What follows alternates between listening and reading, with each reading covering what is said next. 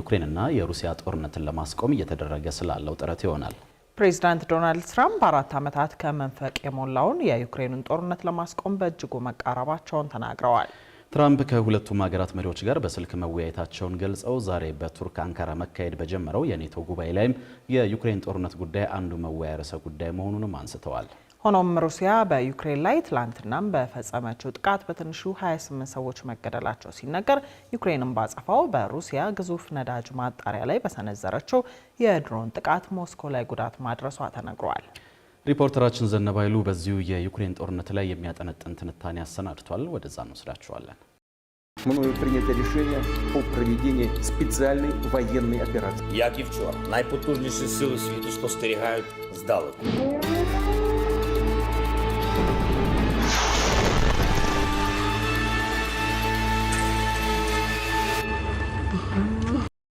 አራት ዓመት ተኩል ያስቆጠረው የዩክሬን ጦርነት አንዳች መቋጫ ሳያገኝ አሁንም የቀጠለ ሲሆን ሰሞኑን ደግሞ ሁለቱም ሀገራት አንዱ ባንዱ ላይ የሚሰነዝሩትን ጥቃት ያፋፋሙበት ሆኗል። ዩክሬን በተለያዩ የሩሲያ ግዛቶች ውስጥ የሚገኙ የነዳጅ ማውጫ መሰረተ ልማቶች ላይ የምትፈጽማቸው የድሮን ጥቃቶች ሞስኮ ከዘርፉ የምታገኘውን ገቢ በማስተጓጎል ረገድ ኪሳራ እያስከተለ መሆኑም ይነገራል። ሩሲያ እነዚህ መሰረተ ልማቶች ጠግና ዳግም ወደ ስራ ለማስገባት የሚወስድባት ረዘም ያለ ጊዜና ውጭ ደግሞ ሌላ የራስ ምታት ሆኖ መቀጠሉም ይገለጻል። ይህንን ተከትሎም ሩሲያ በየጊዜው የምትወስደው የበቀል እርምጃ በዩክሬን በርካቶችን እየገደለና እያቆሰለ እንዲሁም በርካታ መሰረተ ልማቶችን እያወደመ ቀጥሏል።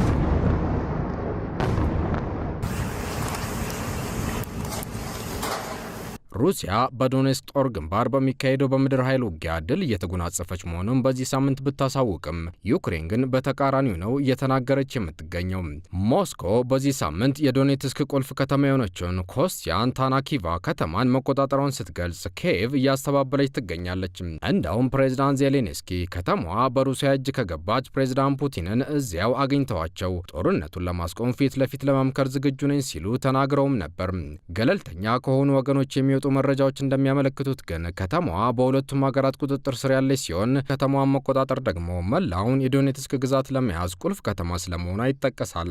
ቀደም ሲል የዩክሬኑን ጦርነት ለማስቆም ብቸኛው አማላጅ የነበሩት የአሜሪካው ፕሬዝዳንት ዶናልድ ትራምፕ የዚያ ሰሞኑ የኢራን የቀለጠ ጦርነት ጊዜያቸውንም ቀልባቸውንም ቢቆጣጠርም አሁን ፊታቸውን ለሳምንታት ወደ ዘነጉት የአውሮፓ ከባዱ ዘመናዊ ጦርነት መልሰዋል።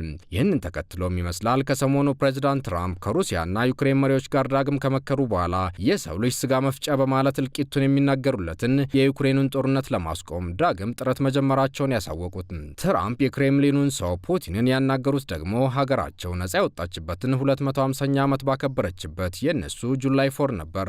ፕሬዝዳንት ዶናልድ ትራምፕ ለአሁኑ የኔቶ ጉባኤ ወደ ቱርክ ከመብረራቸው በፊት በሰጡት ጋዜጣዊ መግለጫም 4 ዓመታት ከመንፈቅ የሞላውን የዩክሬኑን ጦርነት ለማስቆም ተቃርብ ያለው እመኑኝ ተስፋም አድርጉ ሲሉ ለዜና ሰዎች ተናግረዋል።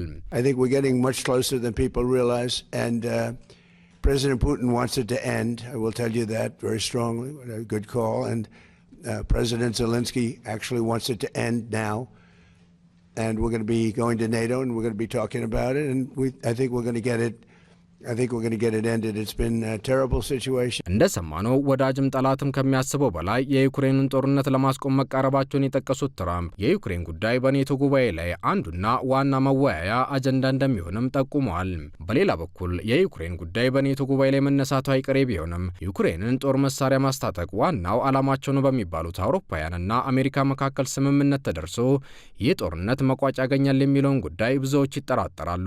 የሩሲያን የነዳጅ መሰረተ ልማት በድሮን ካጠቁ በኋላ የሞስኮ የበቀል በትር በተደጋጋሚ የሚደቁሳቸው ዜሌንስኪም ቢሆኑ ጦርነቱን ለማስቆም ወይም ስለ ድርድር ሳይሆን የጦር መሳሪያ ስንቅ አጠረኝ መሳሪያ ጠፋ እንጂ ወንድነቱስ ነበረን የሚል አይነት የድረሱልኝ ጥሪ በተደጋጋሚ ሲያስተላልፉ ነው የሚሰሙት። ራሳችንን የምንከላከልበት አቅም አጥሮናል። በተለይ የፓትሪዮት የጸረ ሚሳኤል ስርዓት የሚሳኤል እጥረት አጋጥሞናል። ይህ በአጭሩ አገላለጽ በጣም የማይታመን ነገር ነው። በዛሬው ዓለም ላይ እየኖርን የዚህ ሚሳኤል ምርት ገና አልተጀመረም። በዚህ ምክንያትም ህዝባችን ከባላስቲክ ሚሳኤል ሽብር መጠበቅ አልቻልንም። በሌላ በኩል ሩሲያን ብትሆን በአውደ ውጊያው እንደ በፊቱ ራሷን የመከላከል አቅሟ የመቀነሱ ምክንያት ዩክሬን ብቻዋን ሳይሆን ከአውሮፓውያን ጋር ስለገጠመቻት ነው እየተባለም ይገኛል።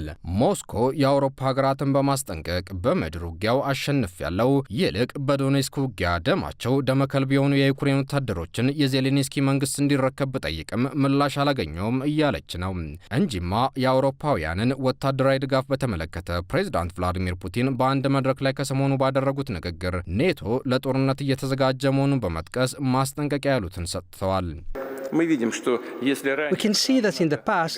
ከዚህ በፊት የኔቶ ሀገራት በመፈንቅለ መንግስት ስልጣን የጨበጠውን የዩክሬን መንግስት በመደገፍ ብቻ ነበር የተገደቡት። ዛሬ ግን ምዕራባውያን ከኛ ጋር ጦርነት ለመግጠም እየተዘጋጁ ስለመሆኑ ጉዳይ ነው የሚያወሩት። ወታደራዊ በጀታቸውንም እያሳደጉ ይገኛሉ። በጣም አስገራሚው ነገር ደግሞ እነዚህ የኔቶ አባል ሀገራት ወታደራዊ በጀታቸውን እያሳደጉና ወታደራዊ አቅማቸውን እያፈረጠሙ የሚገኙት ሩሲያ ነገ ልትወረን ትችላለች በሚል ቅዠት ነው። በተጨማሪም ትራምፕ ከፕሬዝዳንት ፑቲን ጋር በስልክ ለ90 ደቂቃዎች መወያየታቸውን የተናገሩት የክሬምሊኑ ቃል አቀባይ ዲሚትሪ ፔስኮቭ በሰጡት ማብራሪያ ደግሞ ትራምፕ የዩክሬኑን ጦርነት በማስቆም ረገድ ያላቸው አቋም አሁንም መቀየሩን ጠቁመዋል። ዜሌንስኪ በበኩላቸው ከፋይናንሻል ታይምስ ጋዜጣ ጋር በነበራቸው ቃለ መጠይቅ ትራምፕ ጦርነቱን ለማስቆም የሚሄዱበት መንገድ ሀገራቸው በአውደ ውጊያው በቅርቡ አገኘችው ከሚሉት ድል ጋር ይጣጣማል የሚል እምነት እንዳላቸው ገልጸዋል። ፕሬዝዳንት ዜሌንስኪ ነገም ቀጥሎ በሚካሄዱ የኔቶ ጉባኤ ላይ እንደሚገኙ የሚጠበቅ ሲሆን አጋር ሀገራት የሚሏቸው ምዕራባውያን ተጨማሪ የጦር መሳሪያ ድጋፍ እንዲያደርጉላቸው ይጠይቃሉም ተብሏል።